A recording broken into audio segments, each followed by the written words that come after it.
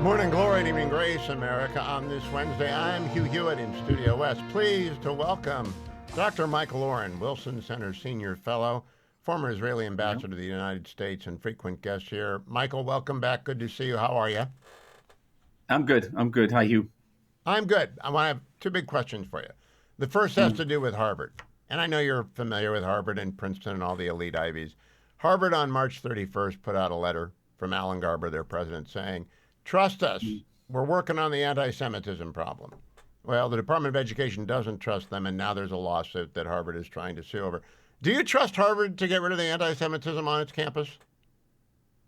Well, I try to trust this president to do a good shot. He's a Jewish fellow, and he has made that commitment.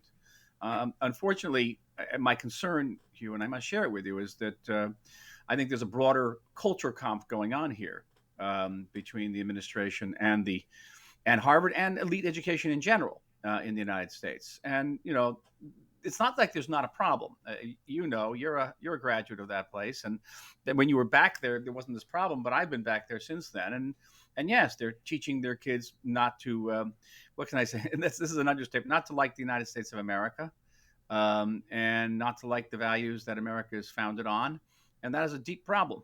That is a deep problem. So that problem has to be addressed. Whether it's being addressed in the way of like cutting off funds to the university and using anti-Semitism and the fight against anti-Semitism as the reason to cut off funds to the university is another one. I was very dismayed to hear that the counter protest, the protest by faculties at universities across the United States against the Trump administration, chose as the day of their protest. I don't know if you heard this, Hugh.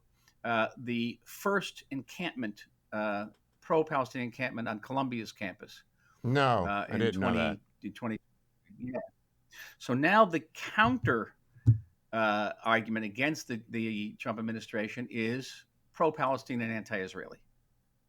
You know what's amazing to me, Michael? You're right. When I was there, we're the same age.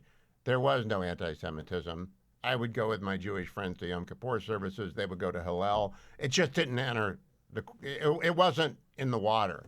But 40 years of the Long March to the institutions has made it very difficult for me to believe President Garber's commitment, especially when Harvard sues the Department of Health and Human Services saying you're treading on our free speech rights, ignoring the precedent of the Bob Jones case from 1983. I just don't know why we should trust anyone in higher education on this, or how to actually verify, trust but verify. How would you verify?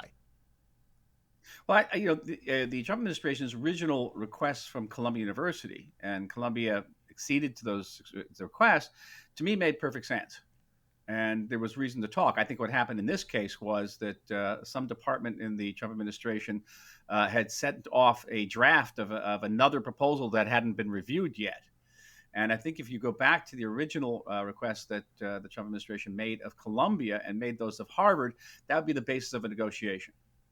Well, I did. I do have the 5-page letter that came from the Department of Education. It's not unreasonable because it stacks the anti-Semitism on top of the anti-Asian American programs for I don't know how long they ran, more than a decade, to make sure that Harvard wasn't too Asian American. Much like Harvard had a Jewish quota in the first half of the 20th Now, century, which and a lot of not just people don't that, know about. in our generation, Hugh, about 20% of Harvard students were Jewish. A quarter of Yale was Jewish. 30% of Columbia was Jewish, and now it's down around 6 or 7%. So what does that It's tell you? Have Jews gotten stupider? It's so clear to me that these Yeah. institutions are so far removed from the Civil Rights Act of 1964.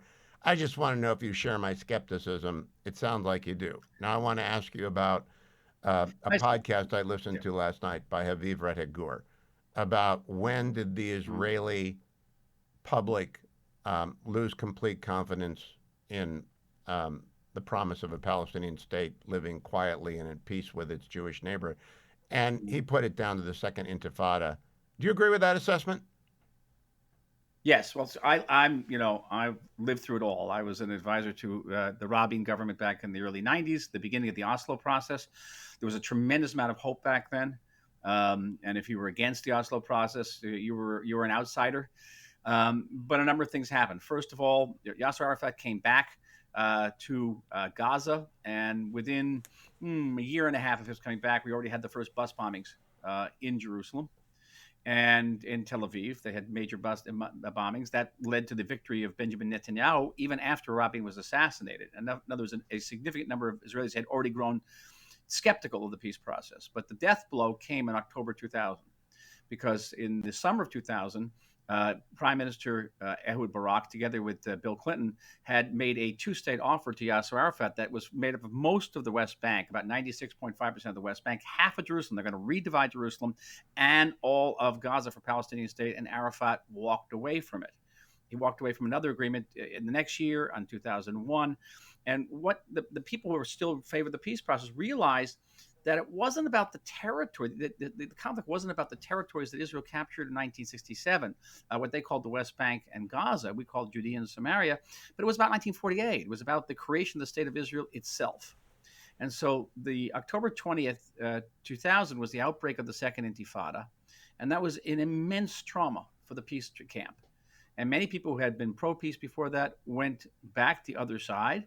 And then subsequent blows. Every time there was a peace offer, 2008, Mahmoud Abbas walked away from that peace offer.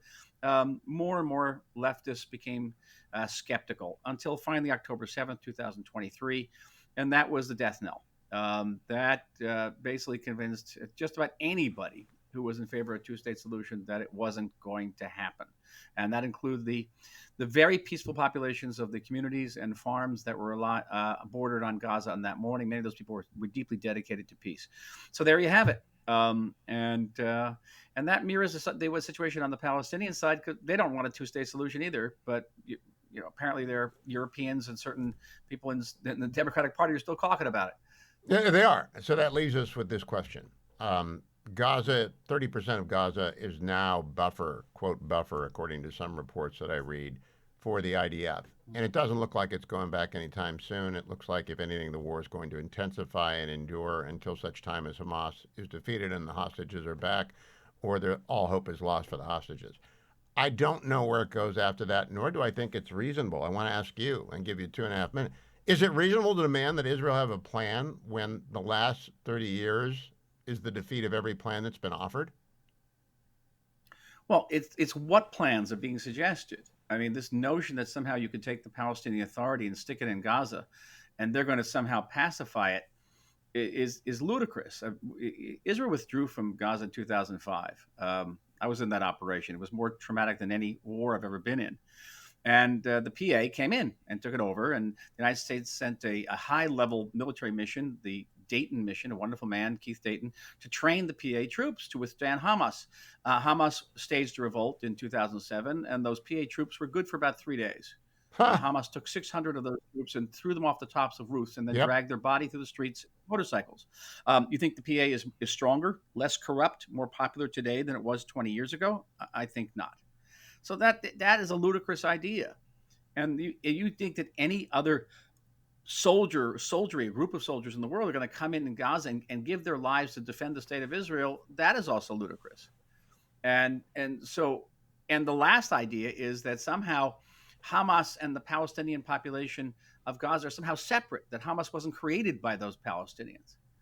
And that the only true way to demilitarize Gaza is not just to take the guns away, but you've got to re-educate an entire generation of Gazans, especially young children who have been educated now for several generations that the most exalted thing they can do is kill an Israeli Jew. And so there's no quick fix here.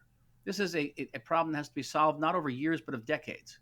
And you're beginning with, clearing the place of mines and unexplosive ordnance. Yes. Taking away the guns from Hamas, getting rid of Hamas. Yes. Getting the hostages back. Yes. But that is only the very, very first step.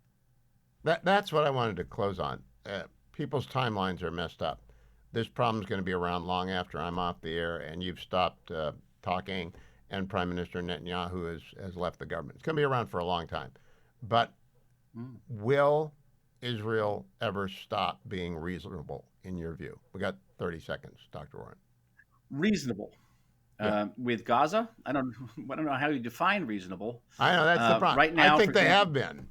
I think they've been very reasonable. The world doesn't want to hear that. with regard to Iran, for example, I think we've been too reasonable, and Ah, we've had now several opportunities to set back at very least the Iranian nuclear program, and we have not availed of those opportunities. And I hope those opportunities have now not been lost. I do. I think they are still here, and I wouldn't be surprised if Okay. some week we are talking about them in the past tense as having been fulfilled. Dr. Michael Oren, God willing. Dr. Michael All Oren right. on X with the Wilson Center and many other things. Thank you, Ambassador Oren. I'll be right back, America. Stay tuned. The Hugh Hewitt Show is now available on TV. Go to salemnewschannel.com or download the app. You can also watch on Roku and Fire Stick. Salem News Channel, the antidote to the mainstream media.